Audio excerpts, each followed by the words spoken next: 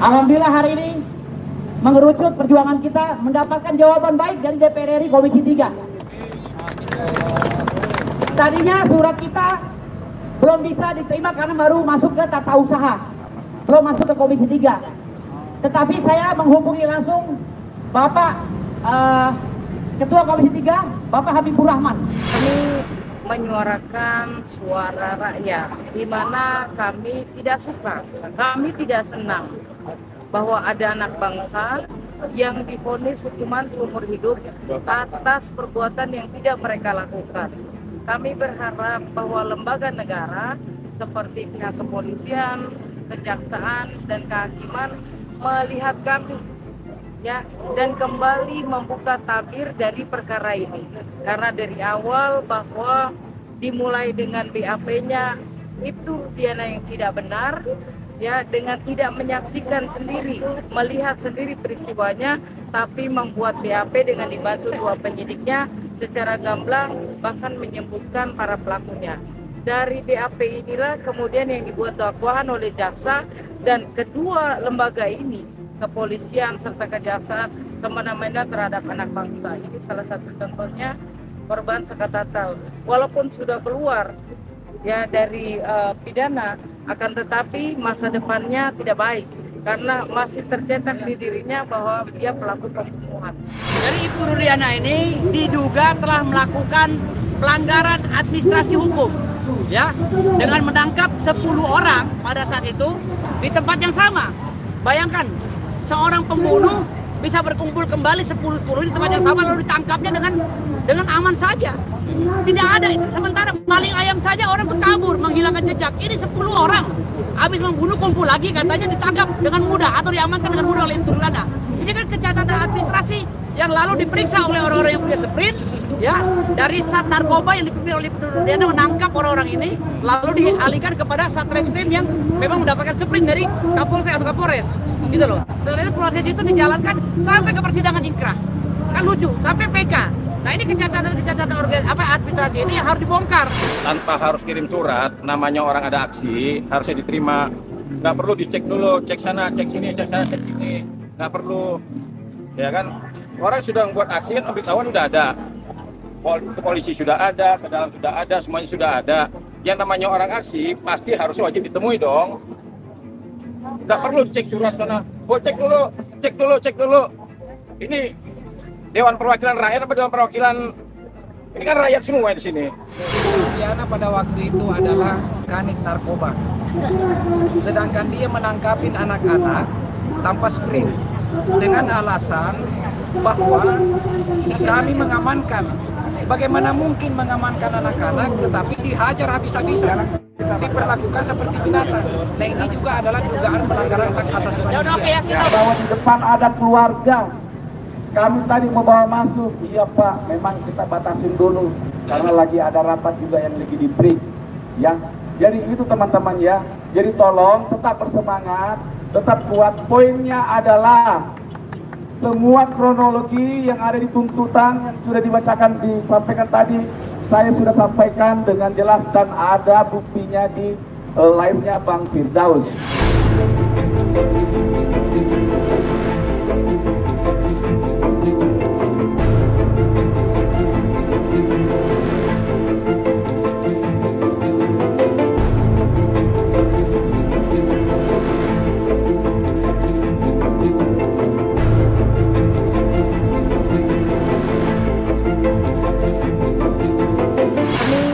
Menyuarakan suara rakyat, di mana kami tidak suka, kami tidak senang bahwa ada anak bangsa yang divonis hukuman seumur hidup atas perbuatan yang tidak mereka lakukan.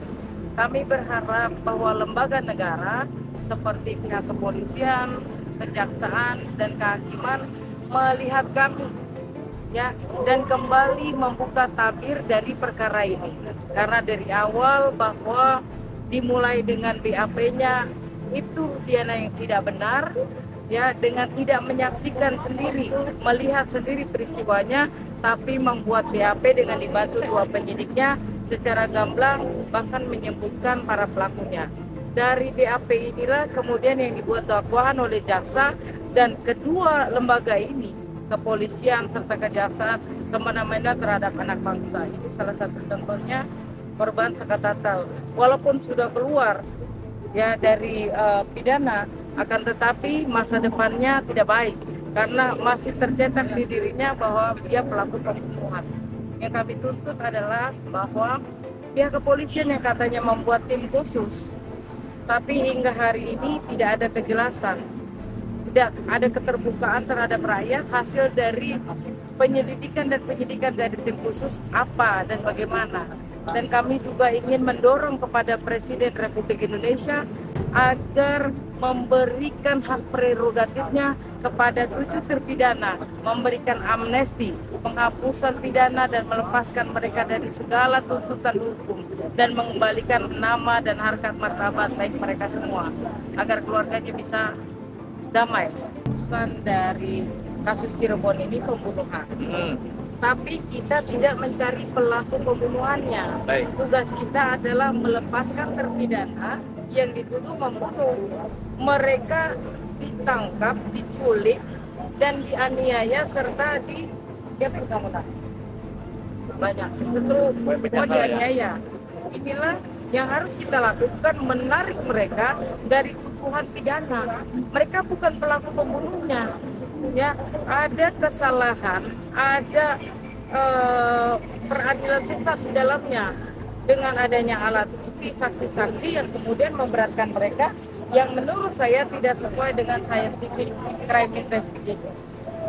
Pak, kan kemarin kan juga sempat polemik yang agak sengit ya. Artinya gini loh, ada yang mengatakan ini laka lantas, ada juga mengatakan ini peristiwa pembunuhan berencana. Itu gimana sih, Kak? Ya, persoalan itu saya tidak mau berpolemik. Karena kalau orang hukum itu berpatokannya kepada vonis, kepada putusan yang sudah ada. Putusan yang sudah ada adalah bahwa mereka dipidana dengan tuduhan pasal 340 KUHP dan pasal 55 KUHP. Kami sudah bersurat sejak hari Kamis kemarin dan mendapatkan nomor agenda. Akan tetapi tadi setelah terima telepon dari dalam katanya ada proses-proses birokrasi yang harus kita lalui. Jadi saya bingung ya, ini rumah rakyat dipilih oleh rakyat, tapi kenapa penjagaannya seperti kita mau ke dalam rumah raja? Mengerikan sekali ini sebetulnya dengan birokrasi yang berlapis. Sudah kemarin juga ada opini atau statement dari anggota yaitu dia Pitaloka, ya kan, anggota DPR juga mendukung ya kan perkara kasus Cirebon yang ditangkap masih banyak kejanggalan karena proses kronologisnya tidak tepat dan PKS ini juga telah menolak. Gimana nih dukungan dari anggota DPR sendiri yaitu dia Pitaloka? DPR Dewan Perwakilan Rakyat. Kalau bicara mendukung, kalian lagi nggak cari suara lagi sama kita. Kalian sudah dapat suara. Jadi kalau memang ada niat baik dari anggota Dewan sebagai wakil kami, sebaiknya kami diundang dong. Adanya RDPU, rapat dengar pendapat umum bersama masyarakat, atau RDP bersama para pihak yang terkait, yaitu korban, ya kan, dan kemudian keluarga-keluarga terpidana.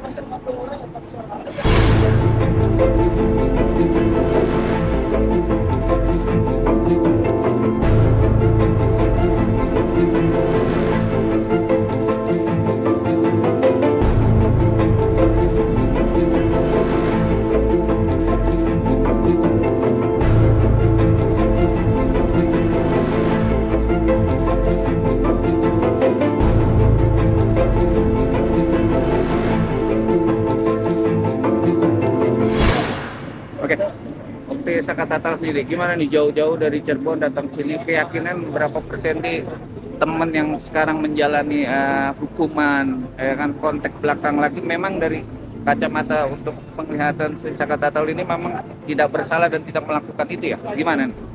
Dari awal juga sampai kejaksaan melakukan. Jadi dari ngikutin dalil hukum sampai yang di luar nalar juga sudah kita lakukan. Hasilnya apa nggak ada. Sampai Sakatatal juga kita sudah lakukan apa? Nggak ada sama sekali hasil. Yang meyakinkan Sakatatal itu ada kejanggalan dalam perkara ini apa sih? kalau masalah kejanggalan, kenapa dari dulu di tahun 2016 dibilang CCTV itu ada, Ya. namun gelap. Dan CCTV itu ada, namun tidak ada ahli yang bisa membuka. Nah, Anda tanya di situ, CCTV-nya ada, tapi kemana? Sampai sekarang belum pernah ada yang membuka. Kalau emang itu kasus pembunuhan atau kecelakaan, CCTV pasti ada. Jadi CCTV yang ada tidak Pernah dikeluarkan. scientific crime investigation yang dibangga-banggakan oleh Kapolri semua dilewati. Jadi pada saat hari yang sama hari yang sama mereka diculik, kemudian Rudiana melakukan BAP, hari itu juga mereka ditersangka. Artinya penyelidikan dilewati, boro-boro ada SCI, Scientific Crime Investigation, dan ini masih banyak saya temukan klien-klien saya lain juga.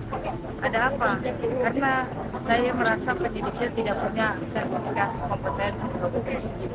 Ada PP tahun 2017 dari Presiden Jokowi tentang sertifikasi kompetensi, tapi masih banyak sekali saya temukan penyidik yang memang tidak punya kompetensi. Jadi Kak Silvi ini secara hukumnya melihat kacamata hukum ini, kan melihat prosedur penetapan tersangka ini yang sekarang menjalani ini belum tepat ya. Sangat tidak tepat, masih perlu pembenahan banyak sekali yang kemudian jangan sampai anak bangsa itu kembali jadi korban akibat dari ketidakmampuan penyidik, akibat dari permainan kotor antara pelapor dan penyidik. Itu yang bahaya. Dan juga akibat kerjasama antara penyidik dan jaksa penuntut umum. Permainan itu selalu berulang. Jadi tujuan Kak Silvi untuk aksi damai ke DPR apa sih maksudnya, poinnya untuk apa, dan maksudnya untuk tujuannya kemana nih? Maksudnya untuk ke presiden, apa ke DPR, apa ke Wamen sendiri? Ya.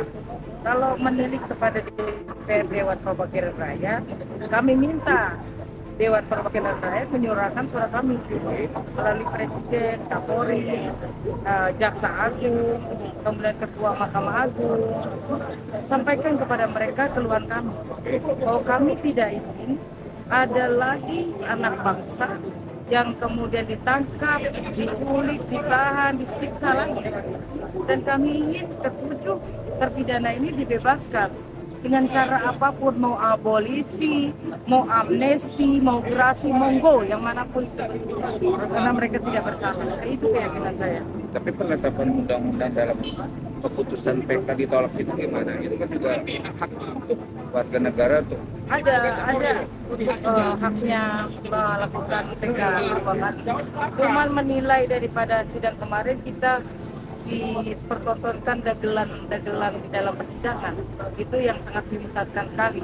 Tiba-tiba jaksa dengan sombongnya, ini bukan novum yang kita mau, padahal di dalam PK itu jaksa kewenangannya sudah selesai, polisi kewenangan sudah selesai, jaksa diundang di dalam sidang PK hanya untuk memberikan pendapat, bukan menentukan apa yang ada di dalam. Itu sidang PK seperti itu. Bagaimana caranya? Oke, terakhir harapan Kakak Silvi dan Kakak sendiri.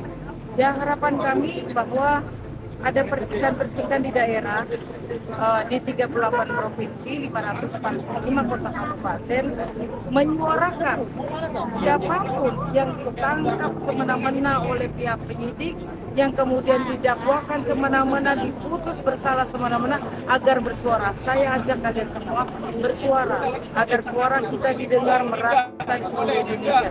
Dan yang saya harapkan di hari ini bahwa suara kami didengar, 7 terpidana ini dibebaskan, dipulihkan nama baik mereka agar orang tua mereka bisa tenang hatinya. Dan yang kedua adalah tidak ada lagi peristiwa-peristiwa serupa yang mengorbankan rakyat demi jabatan, demi harta kekayaan, dan demi kemauan kalian sendiri. Kakak sendiri gimana nih harapannya untuk, ya kita anggap teman yang dugaan tidak bersalah tapi menjalankan seumur hidup loh. Harapan mah sudah terlalu banyak. Apa saja. Kalau nama baik lah yang penting itu masalah belakangan, yang penting jadi bebas dulu. Namanya bebas dulu. Oke, benar. Makasih. Ya. Abang kok, ayo bersih. Udah jangan nanya gua. Bolong. Apa cara apa lo? Wajar tentang ini, Bang. Yang galak. Pergi lo. Gimana, Bang? Responnya tadi di dalam, Bang? Ada. Iya, ya benar lah DPR RI ini. Ya, orang-orang itu gini loh. Tanpa harus kirim surat, namanya orang ada aksi, harusnya diterima. Nggak perlu dicek dulu, cek sana, cek sini, cek sana, cek sini. Nggak perlu. Ya kan? Orang sudah membuat aksi kan pemberitahuan udah ada. Polisi sudah ada, ke dalam sudah ada, semuanya sudah ada. Yang namanya orang aksi pasti harus wajib ditemui dong. Nggak perlu cek surat sana. Oh, cek dulu, cek dulu, cek dulu. Ini Dewan Perwakilan Rakyat apa Dewan Perwakilan? Ini kan rakyat semua di sini. Masa cek sana, cek sini, cek sana, cek sini. Nah harusnya nggak begitulah DPR RI. Jumlah orang berapa nih? Ada 200 sampai 300 kan? Nah, masa diterima cuma 2 orang? Ini Bapak Ketua sini, Mas biar sampaikan ini panitia gaskan ini beliau yang dari awal ya. Ini saya juga sebenarnya malu sama beliau nih. Diundang berapa kali saya nggak bisa hadir. Ini karena hari ini memang hari hanya kan, makanya kita paksakan masuk. Kan lucu, penyelenggaranya kok nggak bisa masuk. Kan lucu tadi itu.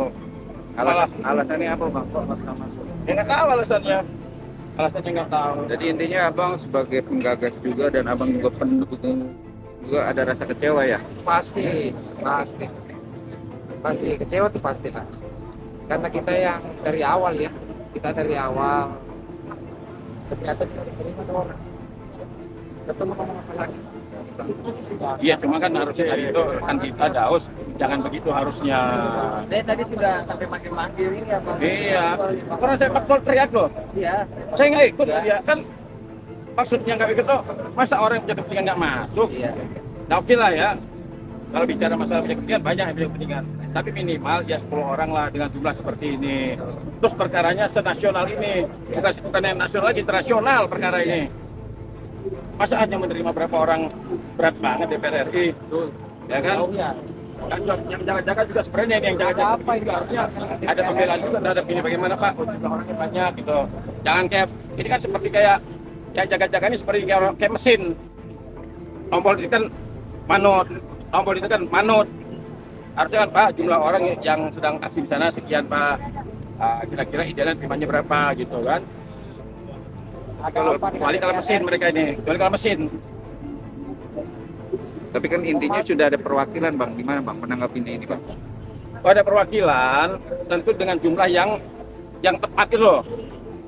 Sekarang kalau jumlah orang segitu banyak, perwakilan 2 orang, jauh daripada jauh lah.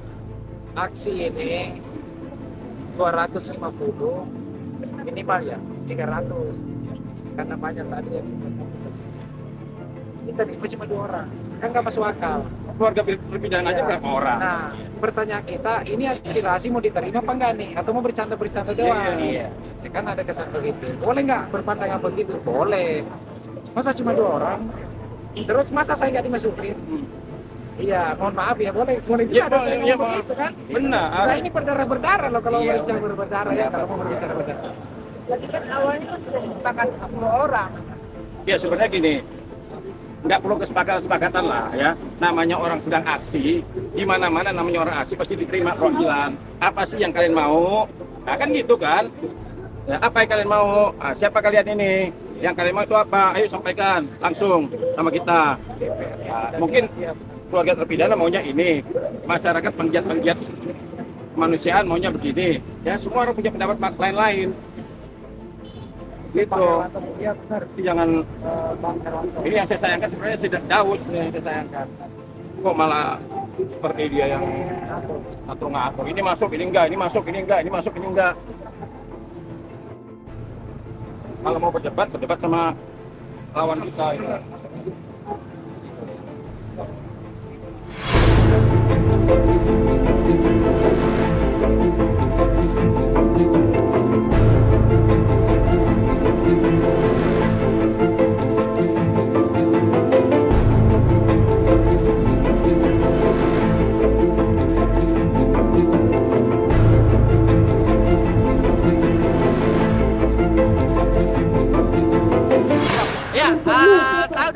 ke dalam ke DPR RI Komisi 3, insya Allah diterima.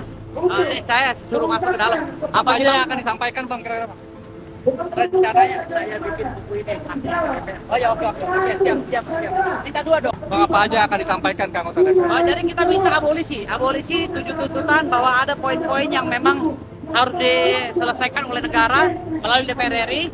Saya juga abolisi agar semua ornamen penegak hukum ini bisa dikumpulkan di DPR RI ini dan membentuk panja dan tim pencari fakta. Bukan saja satu perkara ini.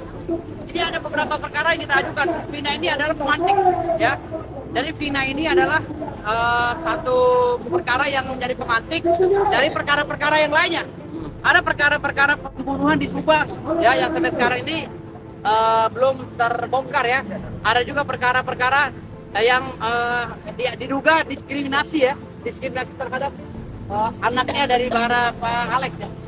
Anaknya dari para Pak Alex. Jadi ini banyak lagi yang kita sampaikan di sana, tapi utamanya adalah kasus Vina Cirebon.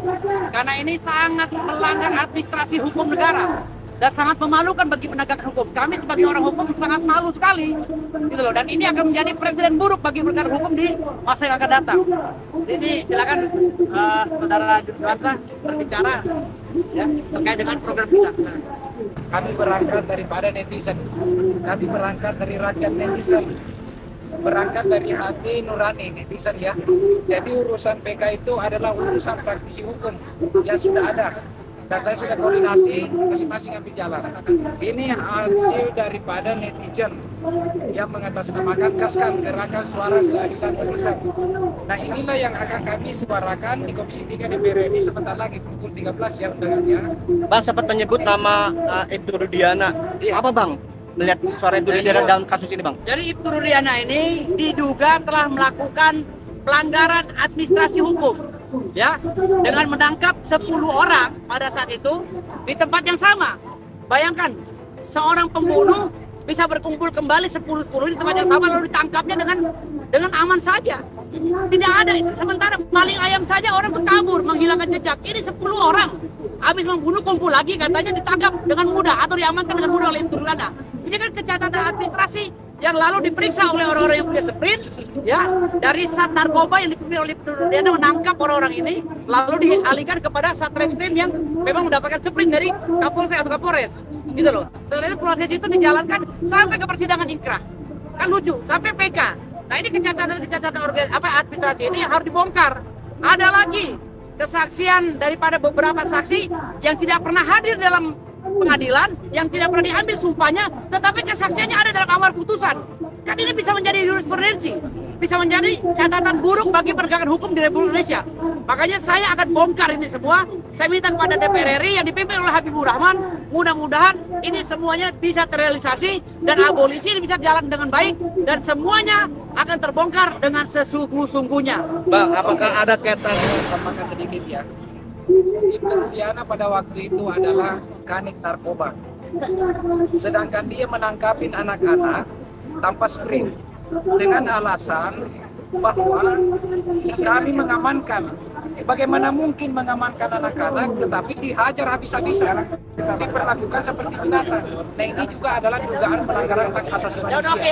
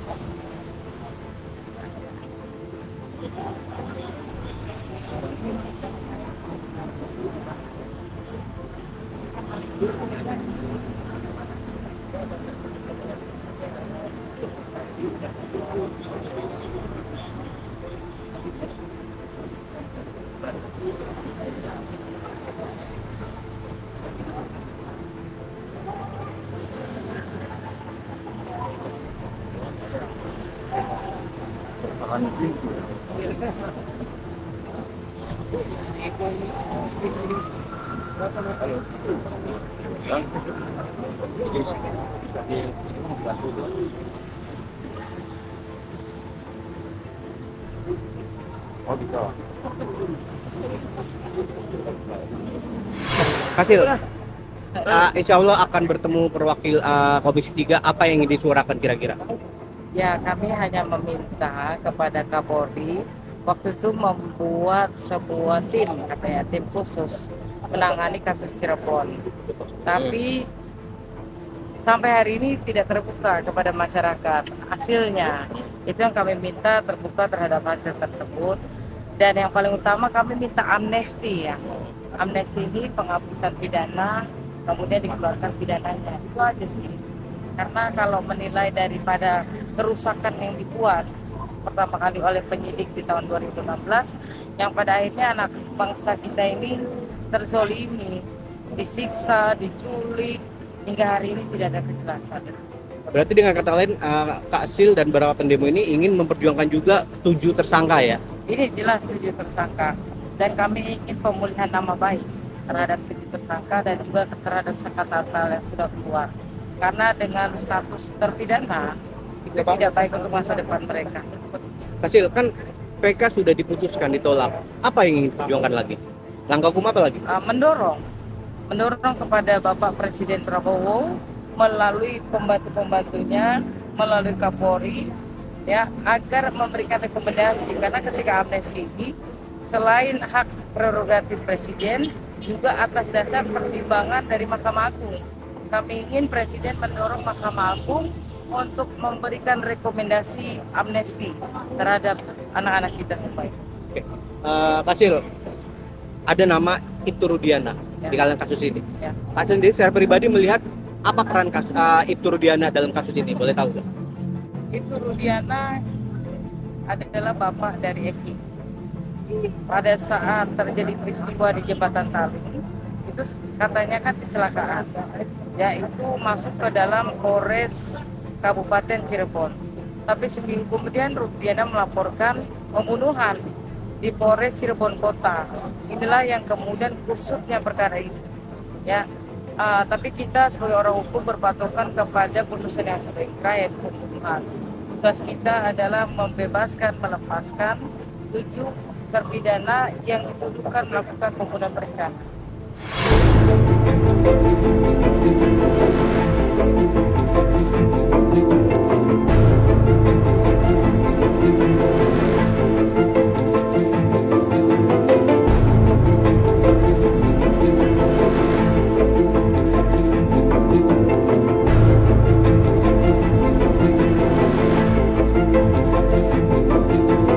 Kawan-kawan gaskan yang dimulai dari ide-ide Komal Faktual News, saudara saya Johansa, dan disambut oleh saudara saya Solmed, Bang Sulaiman, dan Kasil, serta kawan-kawan yang lain-lainnya, Bang Irwanto, atau Bang Irwanto.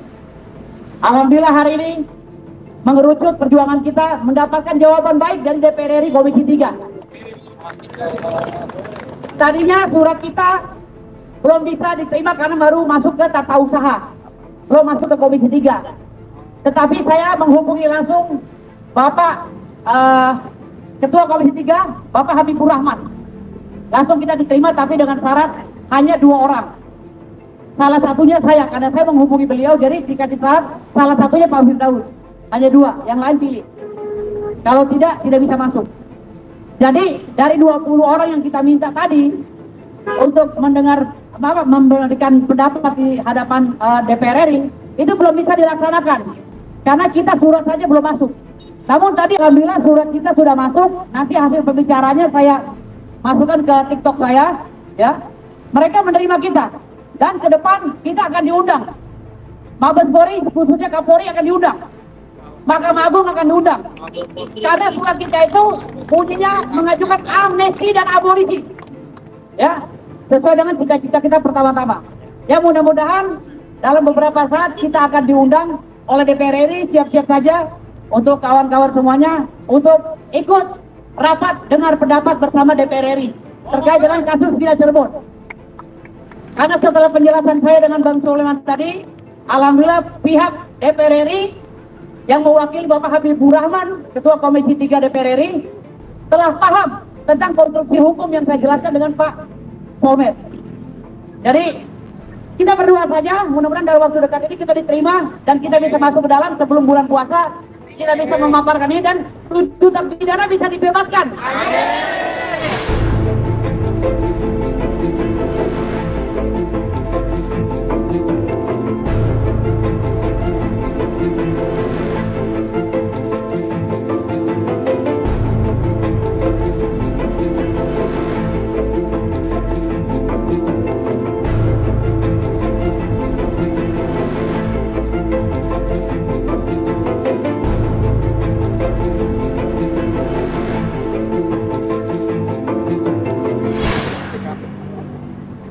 Keluarga percaya nggak sama saya? Belum percaya nggak namanya Soleman? Saya berjuang tanpa pamrih, tidak menghendaki apa-apa, hanya gara-gara masuk ke sana. Mungkin ada yang sakit hati gitu. Tolong dong, saya ini benar-benar hati saya yang saya bawa. Komunikasi, saya berjuang di dalam Bapak Ibu bersama dengan Bang Firdaus. Apa yang semua kita lakukan, kita pikirkan. Dari awal sampai sekarang ini kita sudah sampaikan semua, ya, semua tuntutan yang ada di kepala saya ini, yang botak ini, semua saya sampaikan, saya bacakan, dan bisa dipahami, bisa dimengerti. Mereka juga geleng-geleng kepala gitu loh. Ya, saya harap teman-teman semuanya, keluarga, tadi saya sudah tenteng-tenteng, Ibu Aminah bilang siap-siap 4 orang, tapi kita mau bagaimana Bapak Ibu? Kita bersyukur masih bisa ada perwakilan. Walaupun hanya 2 orang, ya. Kalau seandainya saya tadi ditarik, ada yang mewakili, silahkan gitu loh. Saya terus terang merasa apa ya, merasa sedih, ya. Tapi apapun itu, kami sudah sampaikan, saya yang langsung berbicara di dalam. Kalau bisa lihat di live-nya Bang Firdaus, saya yang bicara, bukan Bang Firdaus, saya yang bicara, Soleman yang bicara, menyampaikan apa yang semuanya kita sudah lakukan, kita pikirkan, ya. Dan sudah menyampaikan bahwa di depan ada keluarga. Kami tadi membawa masuk, iya Pak, memang kita batasin dulu karena lagi ada rapat juga yang lagi di break, ya. Jadi itu teman-teman ya. Jadi tolong tetap bersemangat, tetap kuat. Poinnya adalah semua kronologi yang ada di tuntutan yang sudah dibacakan, disampaikan tadi, saya sudah sampaikan dengan jelas dan ada buktinya di live-nya Bang Firdaus. Ya, silakan ya, itu satu jelas. Ya, bagaimana narasi-narasi yang saya sampaikan. Kedua, ini yang penting. Dan memang ini sudah dalam benak saya. Tidak mungkin kita langsung begitu sekali aksi damai langsung diterima semua. Dalam benak saya, surat pemberitahuan kita itu diterima untuk audiensi. Inilah audiensi 2 orang perwakilan, 3 orang perwakilan. Tetapi apa yang ada di dalam surat tuntutan kita, permintaan RDP atau RDPU, rapat dengar pendapat atau rapat dengar pendapat umum, dan itu direspon dengan baik. Insya Allah akan dipelajari oleh tim ahlinya dan segera akan berkabar, dan tentu pasti kita akan follow up ke dalam, ya, karena mereka semuanya itu ada 6 orang yang bersama dengan tim khususnya, semua itu tergugah hatinya ya. Mereka juga manggut-manggut ketika ngomong mengenai zakat tatal, ketika ngomong mengenai HAM dan lain-lain sebagainya ya. Mereka semuanya itu terketuk hatinya. Ketika kita semuanya yang berjuang di sini bukan siapa-siapa, bukan saudara, bukan keluarga, ya, yang harus mungkin kita menikmati hal yang lain, tapi kita mau, mereka pun juga punya hati nurani sama dengan kita. Jadi teman-teman semuanya, saya mohon maaf sekali lagi tadi jelas dari siang saya sudah sampaikan ke keluarga, tolong 4 orang siap-siap, sudah deal dengan Bang Fatwa dengan Kasil, ya. Kita siapkan 10 orang. Tetapi kita mau bagaimana kalau memang ternyata cuma 2 yang bisa dikasih masuk? Apakah kita mau pulang kosong? Karena memang di dalam pun juga itu Kasil sudah bilang dan itu benar, mereka tuh lagi rapat panja di dalam. Diterima di ruang kecil teman-teman, bukan di ruangan yang gede yang sering muncul di TV itu.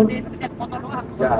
Tapi itu yang nanti kita harap, kita diterima di ruang kerja Komisi 3. Kita akan follow up, kita akan viralkan terus. Tadi minta janji dari para teman-teman yang ada di dalam, ya. Saya harap teman-teman tidak kecewa, tidak sakit hati secara support keluarga.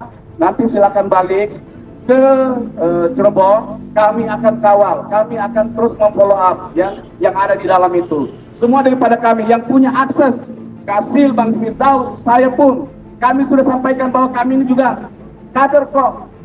Apa perlu kita buka yang membuktikan? Ya, mereka sudah paham. Intinya teman-teman, ya, kita akan dievaluasi apa yang sudah kita sampaikan.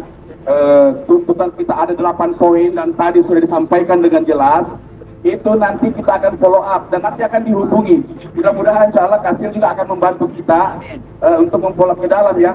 Dan seperti yang disampaikan Bang Firdaus, sebenarnya itu kita dianggap itu belum boleh, belum bisa, karena ya biasalah tahapan bagaimana, suratnya belum nyampe katanya di Komisi 3. Biasa birokrasi supaya lama-lama, ya itu birokrasi lah, tapi itulah adanya. Ya teman-teman, kalau saya pribadi di Soleman nggak ada apa-apanya. Kalau seandainya Bang Firdaus sama Kasim, monggo, mungkin lebih hebat, mungkin lebih ilmu hukumnya lebih tinggi. Tapi bagi teman-teman yang lihat tadi di dalam live-nya Bang Firdaus, jelas karena tuntutan ini saya yang godok bersama dengan semua, ya. Saya notulensinya, saya yang menarasikan, sehingga apa? Saya hafal di luar kepala, saya dengan ludasnya menyampaikan gitu. Dan itu tentu diberikan apresiasi karena kita tidak au-au di depan mereka. Bahwa Gaskan itu ternyata orangnya itu cerdas, orang itu berpendidikan, yang membela orang-orang yang mungkin, maaf kata yang kita sampaikan tadi di dalam, mungkin level bawah Pak, dikatakan geng motor dan segala macam stigmanya gitu loh, ya. Jadi sekali lagi teman-teman, saya mohon maaf kalau ternyata tidak bisa memuaskan keinginan teman-teman semua, baik yang ada di Jakarta maupun dari luar. Tadi kita sudah lihat ya, ketika Bang Firdaus belum bisa 20 orang, kita bergegas 20 orang. Walaupun kita persiapkan 10 orang, akan tetapi inilah yang ada. Kita masih syukur kepada Yang Maha Kuasa, masih dipersiapkan 2 orang, masih dibolehkan 2 orang untuk ditemui. Dan esensi daripada apa yang kita mau bawa ke dalam sudah tersampaikan dengan baik. Ini yang paling penting, ya. Ini yang paling penting. Karena ini belum RDP atau RDPU, belum. Kita baru mereka baru dengan apa sih yang kalian bawa ini depan? Masalah apa sih? Karena di sini setiap hari demo teman-temannya, saudara-saudara, ya. Jadi kalau sekali sebulan demo, oh masalah ini gampang kedeteksi. Di dalam juga ada RDPU, ada panjang dan macam-macam sebagainya. Tetapi esensinya ada di live-nya Bang Faktual, nanti bisa dilihat bahwa kami sudah menyampaikan seluruh aspirasi keluarga dan teman-teman netizen dengan membacakan apa yang kita minta dan tuntutkan dari poin 1 sampai poin 8 secara terstruktur dan ditambah dengan hal-hal yang lain. Mungkin itu yang bisa saya sampaikan. Sekali lagi teman-teman, saya harap tidak untuk kecewa, tidak untuk berkecil hati, berbesar hatilah teman-teman, ya. Karena kita sudah mengupayakan yang terbaik, tapi inilah yang kita dapatkan bahwa belum bisa semuanya teman untuk masuk ke dalam, ya. Insya Allah kita akan bekerja sama memfollow up supaya RDP atau RDPU kita bisa diterima. Dan ini memang sebenarnya sesuai dengan yang ada di konsepnya kita. Tidak mungkin kita langsung diterima RDPU, tidak mungkin. Karena mereka mau tahu dulu apa sih yang kalian bawa. Nah, mereka pelajari, kita pulang bikin risalah hukum, pendapat hukum kita. Nah baru kemudian kita RDP dengan pihak-pihak yang lain yang dikehendaki oleh bapak-bapak teman-teman DPR. Satu lagi teman-teman, ya, yang dikatakan tadi Bang Firdaus, abolisi amnesti kita sudah sampaikan jelas dan mereka sangat mengangguk-angguk bahwa itu mungkin masuk dalam hukum bapak-bapak yang di dalam, dan kita lihat nanti ke depannya. Itu aja yang bisa saya sampaikan teman-teman. Mohon maaf kalau saya ada yang salah. Terima kasih semuanya atas perhatiannya. Assalamualaikum warahmatullahi wabarakatuh dan tetap semangat, gaskan.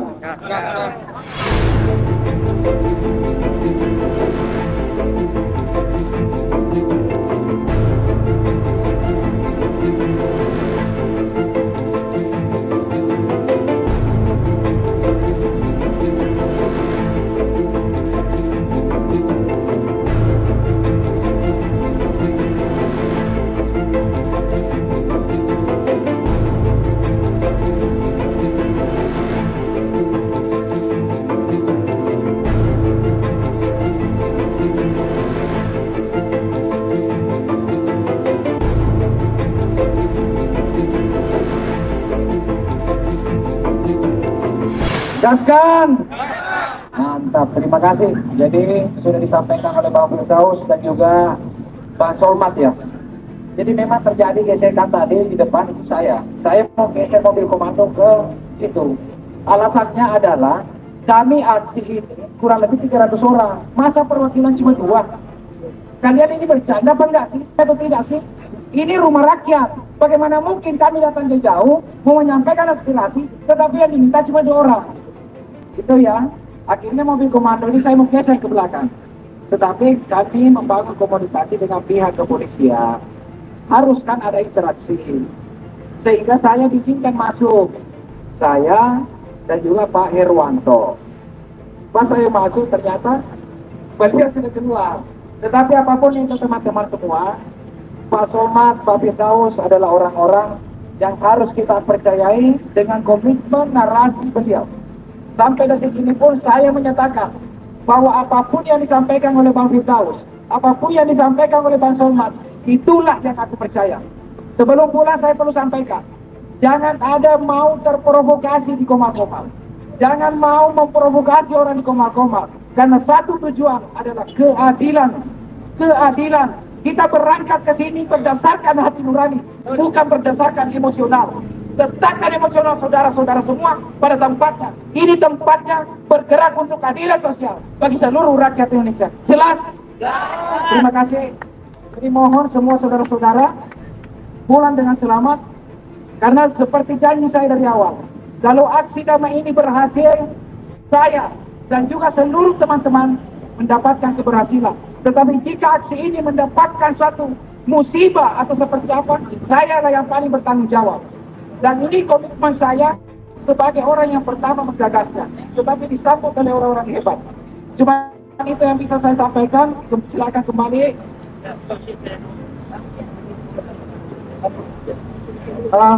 Tolong. Jadi untuk seluruh teman-teman semua, saya harap kembali ke tempat, kembali ke rumah dengan baik, hati-hati di jalan. Mudah-mudahan Tuhan Yang Maha Esa menjaga saudara-saudaraku semua. Sampai ketemu lagi dengan kesempatan dengan satu tujuan untuk membebaskan anak-anak ketujuh terpidana. Sekian dari saya, wabillahi taufiq wal hidayah. Wassalamualaikum warahmatullahi wabarakatuh. Jadi perwakilan dari keluarga ya. Habis ini kita langsung. Walaupun kami kecewa, tidak jadi masuk ke dalam, tapi kami bersyukur. Kami berterima kasih kepada Bapak Firdaus dan Bapak Firdaus dan rekan-rekan, Pak Kasir, semuanya, dan Bapak Kapolri yang menerima kami di sini dengan baik, dan juga Ketua DPR di sini. Kami berterima kasih. Semoga niat kami dari Cirebon untuk mengaspirasikan anak-anak kami agar bisa dibebaskan dan bisa meluapkan semua unek-unek kami kepada Bapak Ketua DPR.